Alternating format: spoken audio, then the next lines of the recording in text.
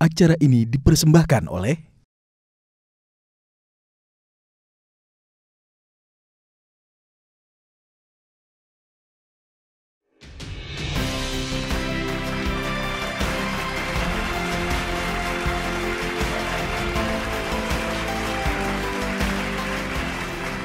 Selamat malam pemirsa, selamat datang di sebuah program yang akan mewujudkan mimpi mereka yang selalu berjuang untuk orang-orang terkasih.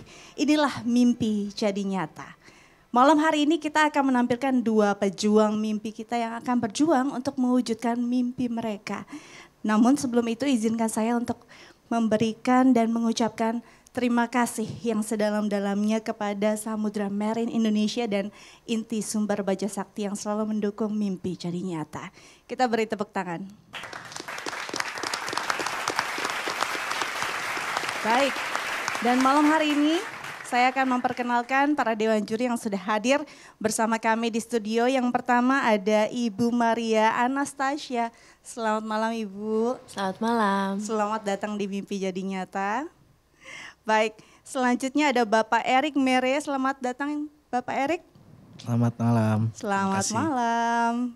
Selanjutnya ada Mas Rizi Ramadan. Halo Mas, apa kabar? Halo Mbak Dika, alhamdulillah baik. Alhamdulillah baik. Baik, yang selanjutnya ada Ibu Sri Rahayu. Selamat malam Ibu. Selamat malam. Selamat datang di Mimpi Jadi Nyata. Baik, kita panggil Bapak Sutarno.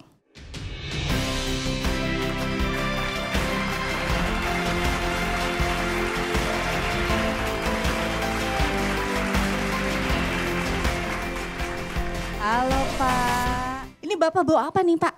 Ini membawa kangkung, Kangkung, kemudian sawi dan Sawi. timun suri, sawi dan timun hasil suri. dari berkebun anak-anak berkebutuhan khusus Lovely Garden. Nah ini aku mau tanya nih, Bapak datang ke sini, ke stage panggung Mimpi Jadi Nyata, mimpi apa yang Bapak bawa?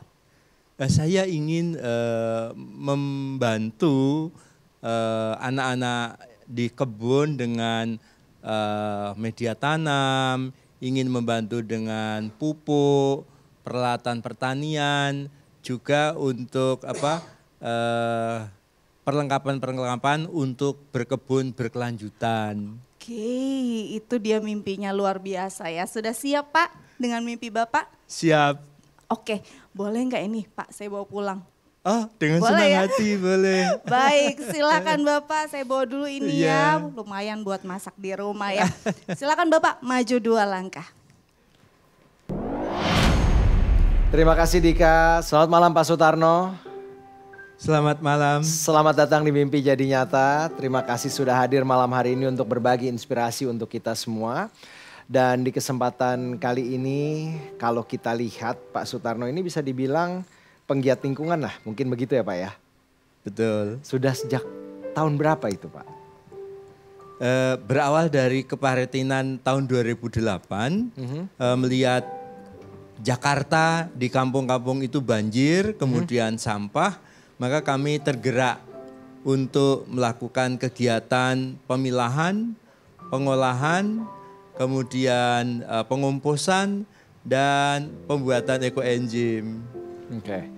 Jadi berawal dari tahun 2008, 15 tahun sudah hampir. Bapak tinggal di daerah Sunter ya Pak ya? Betul. Suka banjir tuh ya. Jadi berawal dari membersihkan sampah, dilakukan berkesinambungan sampai dengan saat ini. Kegiatan apa saja yang dilakukan di rumah itu jadi Pak?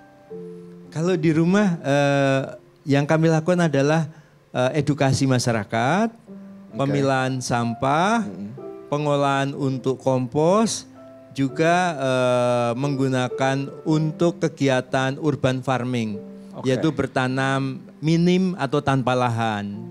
Oke, jadi cukup banyak juga ya.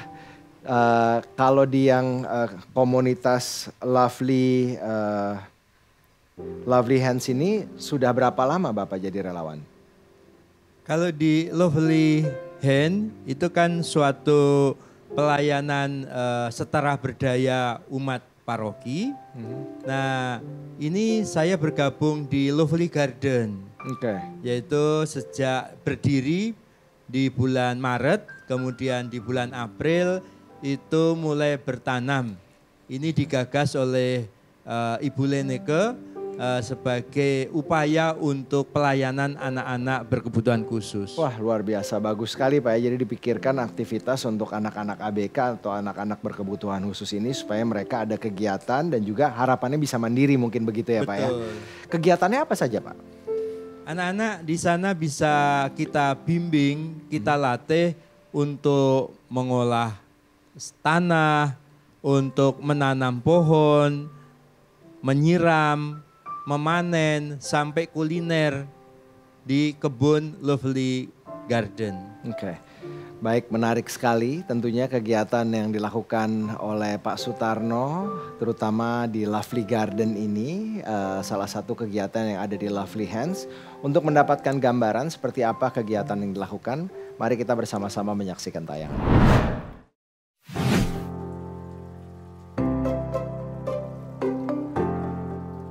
Ya awalnya sih keprihatinan ya. Kebetulan ada pengalaman sejak kecil kan di sekolah itu diajari mengkompos. Nah itu kita coba lakukan di Jakarta. Dan ternyata dua hasil yang kita dapatkan adalah bersih, hijau.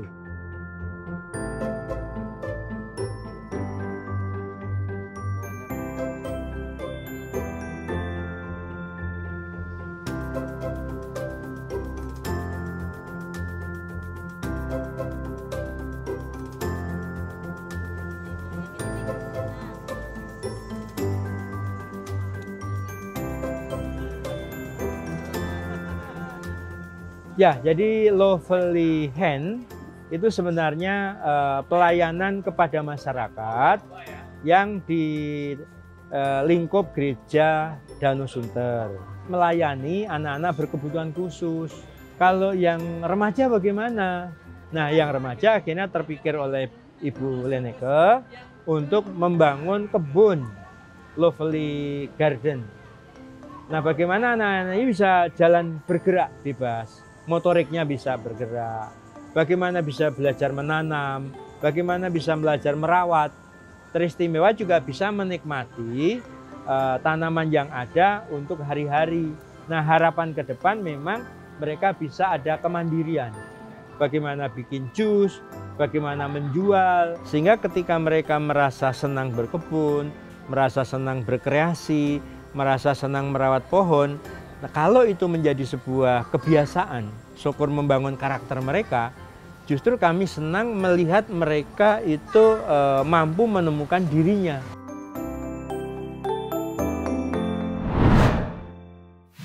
Bagaimana kalau kita berikan tepuk tangan yang luar biasa untuk Bapak Sutarno, hebat Pak kegiatannya, salut saya. Jadi Bapak sendiri belajar mengenai mengkompos, ekoenzim itu dari mana saat itu Pak? Kalau untuk kompos sebenarnya autodidak, jadi belajar sendiri.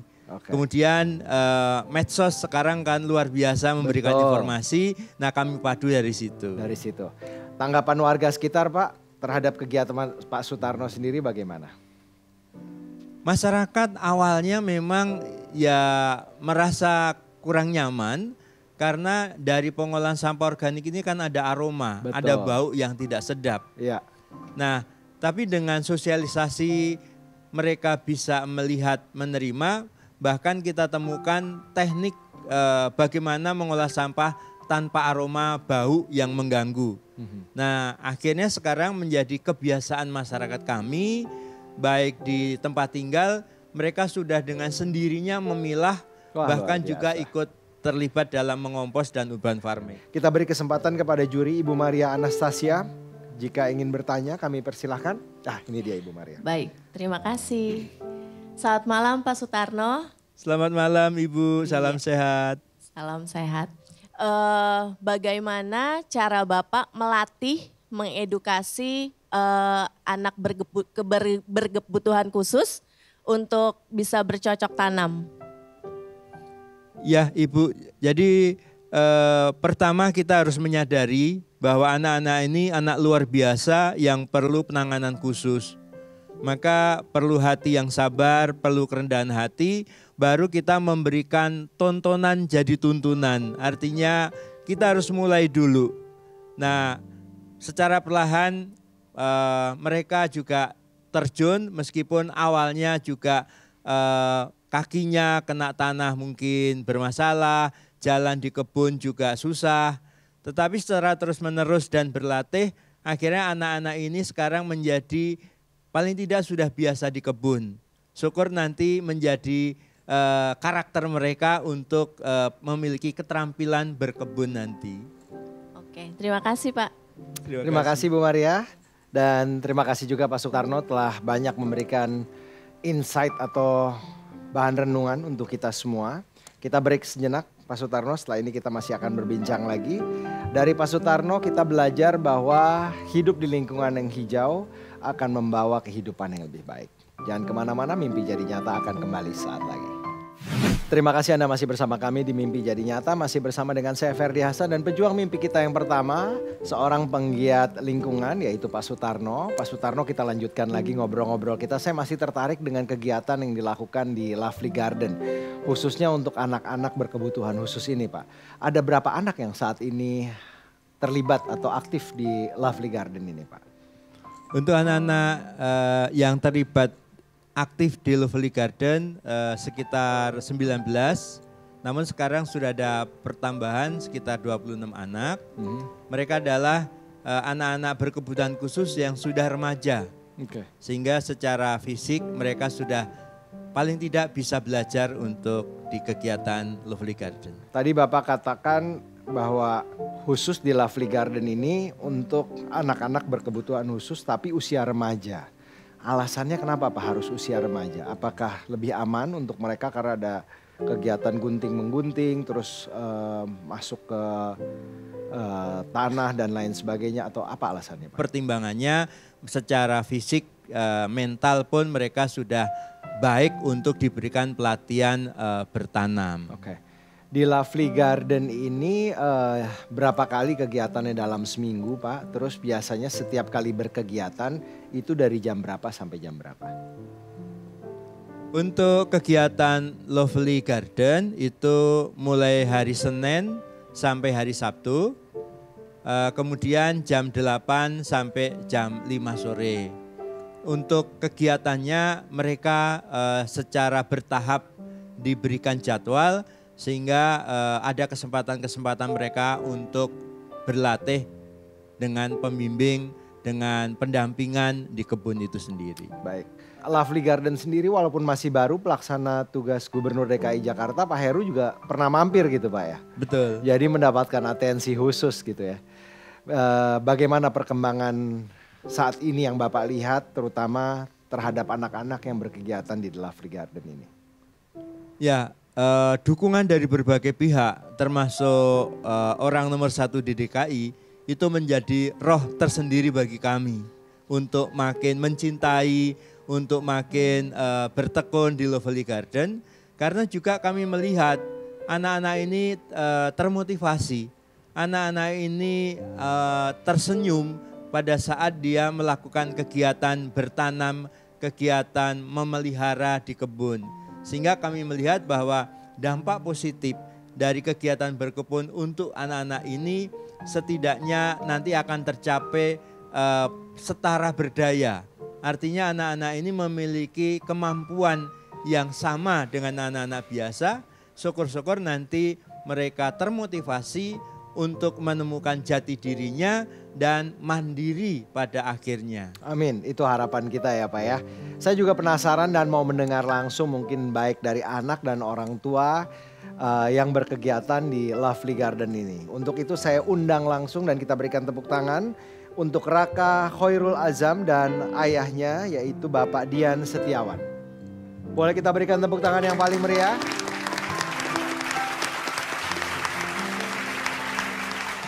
Selamat datang Raka dan Pak Dian di Mimpi Jadi Nyata. Sebelum saya ngobrol dengan Raka, saya mau ngobrol dulu dengan Pak Dian nih. Berapa usia Raka saat ini? Usia Raka saat ini 12 tahun. Oke. Jika kami boleh tahu disabilitas apa yang ada di Raka? Raka ini mengalami tunagrahita ringan. Sudah berapa lama bergabung di Lovely Garden? Untuk bergabung di Lovely Garden, Raka dari awal Dari bulan Maret jadi bulan ya? Maret, ya. Pak Dian sendiri melihat dari bulan Maret sampai dengan sekarang, dari waktu ke waktu sudah hampir 6 bulan berarti ya. Benar. Apa kira-kira hal positif dan bagaimana Bapak melihat perkembangannya terhadap Raka? Perkembangan Raka cukup baik. Selama di Lovely Garden dia sekarang bisa mengenal tanaman, bisa bercocok tanam. Jadi kami sebagai orang tuanya juga sangat bangga. Banyak-banyak ya, alhamdulillah kalau begitu. Saya boleh ngobrol sama Raka ya? Boleh. Raka sendiri gimana, senang nggak dengan kegiatan bercocok tanam di? Senang. Senang, alhamdulillah. Kegiatan apa saja yang biasanya Raka lakukan di Lovely Garden? Tetap tanam, siram tanaman. Siram tanaman, tanaman apa saja yang biasanya disiram oleh Raka? Kangkung, bayam, telong, cabe. Suka nggak makan sayur-sayuran sekarang jadinya setelah bercocok tanam? Suka. Mantap Raka, boleh kita berikan tepuk tangan dong untuk Raka. Kita beri kesempatan Pak Erik Nere. Nah Pak Erik, kami kasih kesempatan mau bertanya, monggo ke Pak Sutarno boleh, Pak Dian atau Raka. Ya, selamat malam. Saya ingin bertanya ke Pak Dian ya. Tadi udah dijelasin nama Bapak perkembangan yang dialami Raka ya setelah mengikuti Lovely Garden. Yang ingin saya tanyakan adalah pada saat awal mula Raka bergabung di Lovely Garden, ada nggak Pak tantangan-tantangan sendiri dari Raka untuk mengembangkan di sana Pak? Kalau untuk tantangan ada Pak.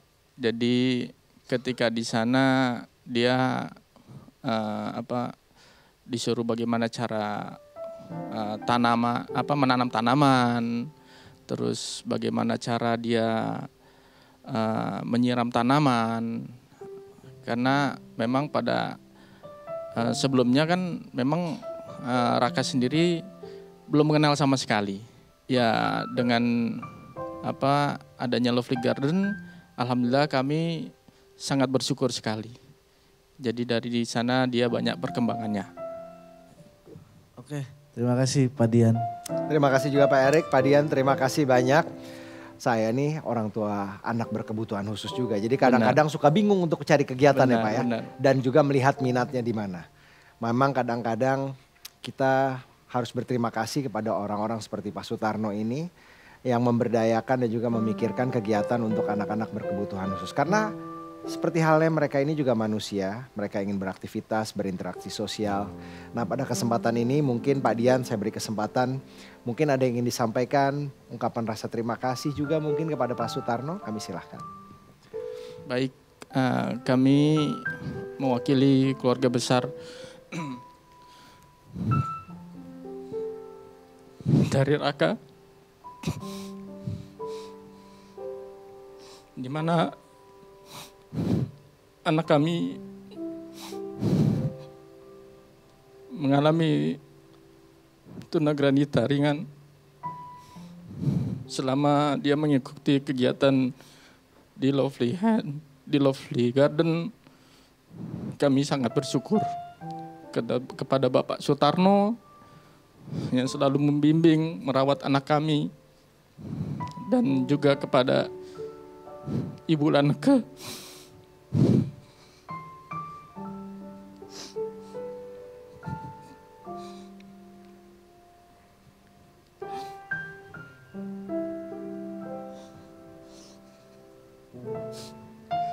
serta para terapis yang maaf mungkin saya tidak bisa sebutkan satu persatu, di mana anak kami yang awalnya dia tidak mengenal apa-apa, bahkan dia suka tantrum, mau mukul kepalanya sendiri, tapi alhamdulillah berkat bimbingan dan kesabaran para terapis, alhamdulillah mulai sekarang perkembangannya yang luar biasa. Dia sudah mulai mengenal huruf, sudah bisa membaca, dan alhamdulillahnya lagi tantrumnya sudah hilang. Alhamdulillah. Itu saja yang mungkin kami bisa sampaikan. Kami tidak bisa banyak berbuat apa-apa, hanya kami bisa mohon doa coba semoga para terapis Pak Sutarno oleh Allah semoga diberikan selalu kesehatan. Amin, amin ya robbal alamin. Baik, itu saja, terima kasih. Pak Dian, terima kasih. Semangat terus. Pak Sutarno, malam hari ini datang membawa mimpi untuk anak-anak yang ada di Lovely Garden. Mari untuk terakhir kalinya yakinkan para juri agar mimpi tersebut bisa menjadi kenyataan. Silakan Pak Sutarno. Dewan juri yang terhormat, kami hadir bukan atas nama pribadi, tapi demi anak-anak, untuk bagaimana mereka berkelanjutan, berkesinambungan, mampu belajar di tempat Lovely Garden dengan pembinaan, pembimbingan para relawan yang menjadi landasan mimpi kami adalah bagaimana kami bisa membantu mereka seperti media tanam, seperti pupuk, peralatan pertanian, bibit tanaman yang sungguh-sungguh itu akan mendukung, memberikan sarana untuk pelatihan mereka. Terima kasih. Terima kasih banyak Pak Sutarno, Pak Dian terima kasih, Raka terima kasih yang rajin bercocok tanamnya ya. Bisa kan? Bisa dong. Baik, itu adalah mimpi dari Pak Sutarno. Tidak perlu khawatir untuk tidak sempurna. Belajarlah dari ketidaksempurnaan dan biarkan orang lain terinspirasi bagaimana kita menghadapi dari hal yang tidak sempurna.